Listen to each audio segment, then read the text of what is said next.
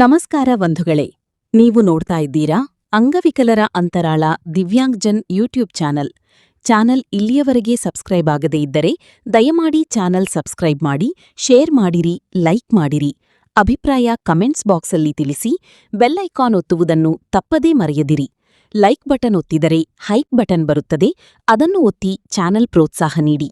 ವಿಶೇಷಚೇತನರ ಇಲಾಖೆಯ ಯೋಜನೆಗಳು, ಅಂಗವಿಕಲ ವ್ಯಕ್ತಿಗಳ ಹಕ್ಕುಗಳ ಅಧಿನಿಯಮ 2016ರ ಕಾಯ್ದೆಗಳನ್ನು ಕಾರ್ಯರೂಪಕ್ಕೆ ತರುವ ಮತ್ತು ಅದರ ಬಗ್ಗೆ ಜಾಗೃತಿ ಮೂಡಿಸುವಂತಹ ಪ್ರಾಮಾಣಿಕ ಪ್ರಯತ್ನ ಮಾಡಿರುವ ವರದಿಗಳು ಮಾತ್ರ ಪ್ರಸಾರ ಮಾಡುವ ರಾಜ್ಯದ ಏಕೈಕ ಯೂಟ್ಯೂಬ್ ಚಾನಲ್ ಅಂಗವಿಕಲರ ಅಂತರಾಳ ದಿವ್ಯಾಂಗ್ಜನ್ ಯೂಟ್ಯೂಬ್ ಚಾನಲ್. ರಾಜ್ಯದ ಅಂಗವಿಕಲರಿಗೆ ತಿಳುವಳಿಕೆ ಕೊಡಬೇಕು ಎಂಬ ಸದುದ್ದೇಶದಿಂದ ಮಾತ್ರ ಕೆಲಸ ಮಾಡುತ್ತಿರುವ ಚಾನಲ್ ಇದಾಗಿದ್ದು, ಅಂದರೆ ರಾಜ್ಯದ ಅಂಗವಿಕಲರು ತಮ್ಮ ಸಮಸ್ಯೆಗಳನ್ನು ಹೇಳಿಕೊಳ್ಳುವ, ಅವುಗಳಿಗೆ ಪರಿಹಾರ ಕಂಡುಕೊಳ್ಳುವ ಒಂದು ಉತ್ತಮ ವೇದಿಕೆ ಇದಾಗಿದೆ. ಇದರ ಸದುಪಯೋಗ ರಾಜ್ಯದ ಅಂಗವಿಕಲ ಬಂಧುಗಳು ಪಡೆಯಬೇಕೆಂದು ಚಾನಲ್ ಬಳಗ ಯಾವತ್ತೂ ಆಶಿಸುತ್ತದೆ. ನಮಸ್ಕಾರಗಳು. ಅಂಗವಿಕಲರ 5% ಹಣ ಅಂಗವಿಕಲರ ಕಲ್ಯಾಣಕ್ಕಾಗಿ ಬಳಸಲು ಹಾಗೂ ವಿವಿಧ ಬೇಡಿಕೆಗಳಿಗಾಗಿ ಒತ್ತಾಯಿಸಿ ಮುರಬ್ಬಿಹಾಳು ಗ್ರಾಮ ಪಂಚಾಯಿತಿ ಮುಂದೆ ಪ್ರತಿಭಟನೆ ಹಮ್ಮಿಕೊಂಡಂಥ ವರದಿ ತಮಗೆ ಅರ್ಪಿಸ್ತಾ ಇದ್ದೀವಿ. ಮುರಬ್ಬಿಹಾಳು ಗ್ರಾಮ ಪಂಚಾಯಿತಿ ವ್ಯಾಪ್ತಿಯ ಅಂಗವಿಕಲರು ತಮ್ಮ ವಿವಿಧ ಬೇಡಿಕೆಗಳಿಗಾಗಿ ಒತ್ತಾಯಿಸಿ ಕರ್ನಾಟಕ ರಾಜ್ಯ ಅಂಗವಿಕಲರ ಹಾಗೂ ಪಾಲಕರ ಒಕ್ಕೂಟದ ನಾಯಕತ್ವದಲ್ಲಿ ಪ್ರತಿಭಟನೆ ನಡೆಸಿ ಮನವಿ ಸಲ್ಲಿಸಿದರು. ಈ ಸಂದರ್ಭದಲ್ಲಿ ಒಕ್ಕೂಟದ ರಾಜ್ಯ ಪ್ರಧಾನ ಕಾರ್ಯದರ್ಶಿ ರಂಗಪ್ಪ ದಾಸರ್ ಮಾತನಾಡಿ, ಅಂಗವಿಕಲರು ಅತ್ಯಂತ ಸಂಕಷ್ಟದ ಜೀವನ ನಡೆಸುತ್ತಿದ್ದಾರೆ. ಅಂಗವಿಕಲರು ಸಮಾಜದ, ಸರ್ಕಾರದ ನೆರವಿಲ್ಲದೆ ಬದುಕನ್ನು ಕಟ್ಟಿಕೊಳ್ಳಲು ಸಾಧ್ಯವಿಲ್ಲ. ಅಂಗವಿಕಲರಿಗೆ ಸರ್ಕಾರದ ಸೌಲಭ್ಯಗಳಿದ್ದರೂ ಸರಿಯಾಗಿ ಸಿಗುತ್ತಿಲ್ಲ. ಪಂಚಾಯಿತಿಯ 5% ಅಂಗವಿಕಲರ ಅನುದಾನ ಸಮುದಾಯ ಎಂಬ ಆದೇಶವನ್ನಿಟ್ಟುಕೊಂಡು ಅಂಗವಿಕಲರ ಕಲ್ಯಾಣಕ್ಕೆ ಬಳಸುತ್ತಿಲ್ಲ. ಇದು ಬದಲಾಗಿ ಅಂಗವಿಕಲರ ಕಲ್ಯಾಣಕ್ಕೆ ಹಣ ಬಳಕೆಯಾಗಬೇಕು ಎಂದು ಒತ್ತಾಯಿಸಿದರು. ಒಕ್ಕೂಟದ ತಾಲೂಕು ಅಧ್ಯಕ್ಷ ಬಿ. ರೇಣುಕಾ ಮಾತನಾಡಿ, ಅಂಗವಿಕಲರು ಗ್ರಾಮೀಣ ಪ್ರದೇಶದಲ್ಲಿ ಬಹಳ ಕಷ್ಟದ ಜೀವನ ನಡೆಸುತ್ತಿದ್ದಾರೆ. ಅವರಿಗೆ ಮನೆ, ಜಾಗದ ಸಮಸ್ಯೆಗಳಿವೆ, ಕುಟುಂಬದ ಸಮಸ್ಯೆಗಳು, ಶಿಕ್ಷಣ, ಆರೋಗ್ಯದ ಸಮಸ್ಯೆಗಳು ಬಹಳಷ್ಟಿವೆ. ಇವುಗಳಿಗೆ ಪಂಚಾಯಿತಿಗಳು ಸ್ಪಂದಿಸಲು ಸಾಧ್ಯವಾಗಬೇಕು ಎಂದು ಒತ್ತಾಯಿಸಿದರು. ಇದೇ ಸಂದರ್ಭದಲ್ಲಿ ತಾಲೂಕು ಮುಖಂಡರಾದ ಎನ್. ನಾಗರತ್ನ ಉಪಸ್ಥಿತರಿದ್ದರು. ಇಲ್ಲಿ ಬೇಡಿಕೆಗಳು ಏನಿವೆ ಅನ್ನೋದನ್ನು ನೋಡೋಣ. ಮೊದಲನೇದಾಗಿ ಪಂಚಾಯಿತಿಯ 5% ಹಣ ಅಂಗವಿಕಲರ ಕಲ್ಯಾಣಕ್ಕಾಗಿ ಬಳಕೆಯಾಗಬೇಕು. ಎರಡನೇದು, ಪಂಚಾಯಿತಿಯ ಎಲ್ಲ ಅಂಗವಿಕಲರ ಮನೆಗಳಿಗೆ ಅಂಗವಿಕಲ ಸ್ನೇಹಿ ಶೌಚಾಲಯ ನಿರ್ಮಾಣ ಮಾಡಿ ಕೊಡಬೇಕು. ಇನ್ನು ಮೂರನೇದಾಗಿ, ಪಂಚಾಯಿತಿಯ ಎಲ್ಲ ಅಂಗವಿಕಲರಿಗೆ ಉದ್ಯೋಗ, ಜಾಬ್ ಕಾರ್ಡ್ ನೀಡಬೇಕು, ಎಲ್ಲರಿಗೂ ಉದ್ಯೋಗ ನೀಡಬೇಕು. ಇನ್ನು ನಾಲ್ಕನೇದು, ಪಂಚಾಯಿತಿಯ ಎಲ್ಲ ಅಂಗವಿಕಲರಿಗೆ ವಸತಿ ನಿವೇಶನ ಕೊಡಬೇಕು. ಇನ್ನು ಐದನೇದು, ಪಂಚಾಯಿತಿಯ ಎಲ್ಲ ಅಂಗವಿಕಲರಿಗೆ ಅಂತ್ಯೋದಯ ಅನ್ನ ಪಡಿತರ ಚೀಟಿ ನೀಡಬೇಕು. ಆರನೇದು, ಪಂಚಾಯಿತಿ ಕೇಂದ್ರದಲ್ಲಿ ಅಂಗವಿಕಲರ ಭವನ ನಿರ್ಮಾಣ ಮಾಡಬೇಕು. ಇವು 6 ಬೇಡಿಕೆಗಳಿಟ್ಕೊಂಡು ಇವೆಲ್ಲ ಬೇಡಿಕೆಗಳುಳ್ಳ ಮನವಿ ಪತ್ರವನ್ನು ಪಂಚಾಯಿತಿ ಕಾರ್ಯದರ್ಶಿಗಳಾದ ಕೊಟ್ರೇಶ್ ಇವರಿಗೆ ಸಲ್ಲಿಸಲಾಯಿತು. ಇದೇ ಸಂದರ್ಭದಲ್ಲಿ ಪಂಚಾಯಿತಿ ಪುನರ್ವಸತಿ ಕಾರ್ಯಕರ್ತರಾದ ಡೊಳ್ಳಿನ ಬಸವರಾಜ ಉಪಸ್ಥಿತರಿದ್ದರು. ಇದೇ ಸಂದರ್ಭದಲ್ಲಿ ಅಂಗವಿಕಲರ ಹಾಗೂ ಪಾಲಕರ ಒಕ್ಕೂಟದ ಮುರಬ್ಬಿಹಾಳು ಗ್ರಾಮ ಪಂಚಾಯಿತಿ ಘಟಕವನ್ನು ರಚಿಸಲಾಯಿತು.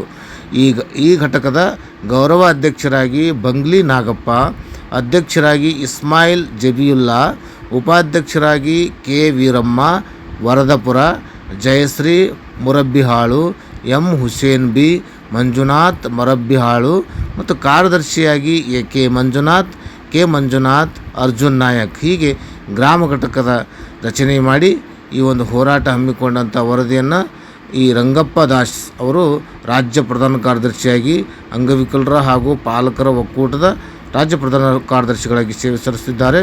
ಇವರು ಅಂಗವಿಕಲರ ಅಂತರಾಳ ದಿವ್ಯಾಂಗಜನ್ ಯೂಟ್ಯೂಬ್ ಚಾನಲ್ ಜೊತೆಗೆ ಈ ಒಂದು ವರದಿಯನ್ನು ಹಂಚಿಕೊಂಡಿದ್ದಾರೆ. ಈ ಒಂದು ವರದಿಯಲ್ಲಿ ಅವರು ಏನು ಹೇಳಿದ್ದಾರೆ ಅನ್ನೋದನ್ನು ಈ ಹೋರಾಟದ ವಿಷಯಗಳನ್ನು ನಾವೆಲ್ಲ ಗಮನಿಸೋಣ. ಬನ್ನಿ. ನಮಸ್ಕಾರ.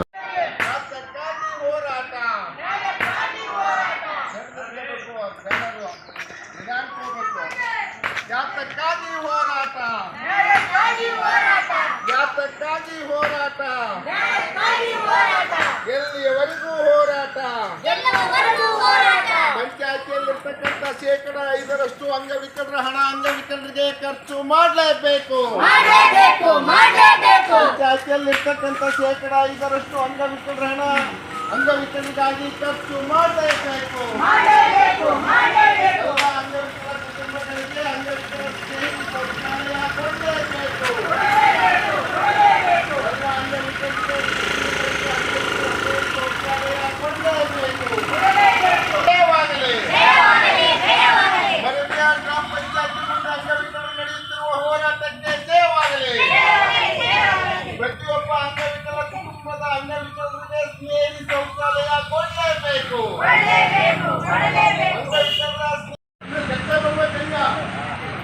ಹೋರಾಟಕ್ಕೆ ಜಯವಾಗಲಿ. ಅಂಗವಿಕಲರ ಹೋರಾಟಕ್ಕೆ ಜಯವಾಗಲಿ.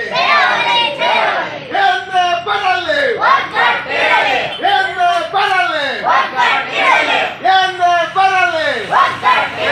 ಯಾತಕ್ಕಾಗಿ ಹೋರಾಟ, ಯಾತಕ್ಕಾಗಿ ಹೋರಾಟ, ಯಾತಕ್ಕಾಗಿ ಹೋರಾಟ, ಎಲ್ಲಿಯವರೆಗೂ ಹೋರಾಟ, ಎಲ್ಲಿಯವರೆಗೂ ಹೋರಾಟ. ಎಲ್ಲ ಅಂಗವಿಕಲರಿಗೂ ಉದ್ಯೋಗ ಖಾತ್ರಿ ಜಾಬ್ ಕಾರ್ಡ್ ಕೊಡಲೇಬೇಕು. ಸರ್ಕಾರದ ಆದೇಶದ ಪ್ರಕಾರ ಎಲ್ಲ ಅಂಗವಿಕಲರಿಗೂ ಉದ್ಯೋಗದ ಜಾಬ್ ಕಾರ್ಡ್ ಕೊಡಲೇಬೇಕು. ಎಲ್ಲ ಅಂಗವಿಕಲರಿಗೂ ಉದ್ಯೋಗ ಖಾತ್ರಿಯಲ್ಲಿ ಉದ್ಯೋಗ ಕೊಡಲೇಬೇಕು. ಉದ್ಯೋಗ ಖಾತ್ರಿಯಲ್ಲಿ ಕನಿಷ್ಠ 200 ದಿನಗಳ ಕಾಲ ಅಂಗವಿಕಲರಿಗೆ ಕೆಲಸ ಕೊಡಲೇಬೇಕು. ಮರಬ್ಯಾಳ್ ಗ್ರಾಮ ಪಂಚಾಯತಿ ಮುಂದೆ ನಡೆಯುತ್ತಿರುವ ಹೋರಾಟಕ್ಕೆ ಜಯವಾಗಲಿ. ಮರಬ್ಯಾಳ್ ಗ್ರಾಮ ಪಂಚಾಯತಿ ಮುಂದೆ ನಡೆಯುತ್ತಿರುವ ಹೋರಾಟಕ್ಕೆ ಜಯವಾಗಲಿ. ಪ್ರತಿಯೊಂದು ಅಂಗವಿಕಲರ ಕುಟುಂಬಕ್ಕೆ ಅಂಗವಿಕಲ ಸ್ನೇಹಿ ಶೌಚಾಲಯ ನಿರ್ಮಾಣ ಮಾಡಿ ಕೊಡಲೇಬೇಕು. ಪ್ರತಿಯೊಂದು ಅಂಗವಿಕಲ ಕುಟುಂಬಕ್ಕೆ ಅಂಗವಿಕಲ ಸ್ನೇಹಿ ಶೌಚಾಲಯ ನಿರ್ಮಾಣ ಮಾಡಿ ಕೊಡಲೇಬೇಕು. ಅಂಗವಿಕಲರ ಪೆನ್ಷನ್ ಹಣವನ್ನು ನಿಲ್ಲಿಸಿರ್ತಕ್ಕಂಥ ಸರ್ಕಾರಕ್ಕೆ ಹೇಳಿ ಧಿಕ್ಕಾರ. ಅಂಗವಿಕಲರಿಗೆ ಕನಿಷ್ಠ 10,000 ರೂಪಾಯಿ ಪೆನ್ಷನ್ ಕೊಡಲೇಬೇಕು. ಅಂಗವಿಕಲರ ಸ್ನೇಹಿ ಆಗಿರ್ತಕ್ಕಂಥ ವಾತಾವರಣ ಇರ್ತಕ್ಕಂಥ ಪಂಚಾಯತಿಯಲ್ಲಿ ಇರ್ತದೆ, ಅದು ಹಣ ಇರ್ತದೆ, ಅಂಗವಿಕಲರಿಗೆ ಬರ್ತದ ಅಂತ ಹೇಳಿದ್ರೆ ಅಂಗವಿಕಲರ ಕಲ್ಯಾಣಕ್ಕೆ ಅದು ಬಳಸ್ತಾ ಇಲ್ಲ. ರಾಜ್ಯ ಮಟ್ಟದಲ್ಲಿ ಕೂಡ ಒಂದು ಆದೇಶ ಆಗಿದೆ. ಏನಾಗಿದೆ ಅಂತ ಹೇಳಿದ್ರೆ ಸಾಮೂಹಿಕವಾಗಿ ಖರ್ಚು ಮಾಡಬೇಕು ಅಂಗವಿಕಲರ ಹಣ ಅಂತೇಳಿ ಆದೇಶ ಮಾಡಿ ಅದನ್ನ ದೊಡ್ಡ ರಂಪ ಮಾಡಿಟ್ಟಾರೆ. ಅಂಗವಿಕಲರಿಗೆ ಅದು ಬಳಸ್ಲಿಕ್ಕೆ ಇರೋದಿಲ್ಲ. ಮೋರ್ಗೆರೆಯಲ್ಲಿ ಹೋಗಿದ್ದೆ, ಒಬ್ಬ ಅಂಗವಿಕಲ ಬೆಡ್ ರಿಡರ್ ಇದ್ದಾನೆ, ಹಾಸಿಗೆ ಮೇಲಿದ್ದಾನೆ. ಅವ್ನ ಮನೆಗೆ ಹೋಗಿ ನಾವು ಮಾತಾಡ್ಸ್ಕೊಂಡ್ ಬಂದೀವಿ. ಮೋರ್ಗೆರೆಯಲ್ಲಿ ಇರ್ತಕ್ಕಂಥ ಒಬ್ಬನೇ ಅವನಿಗೆ ಅದು ಹೋಗ್ಲಿಕ್ಕೆ ಕಷ್ಟ, ಆಸ್ಪತ್ರೆಗೆ ಹೋಗಕ್ಕೆ ದುಡ್ಡಿಲ್ಲ. ಹೌದಾ?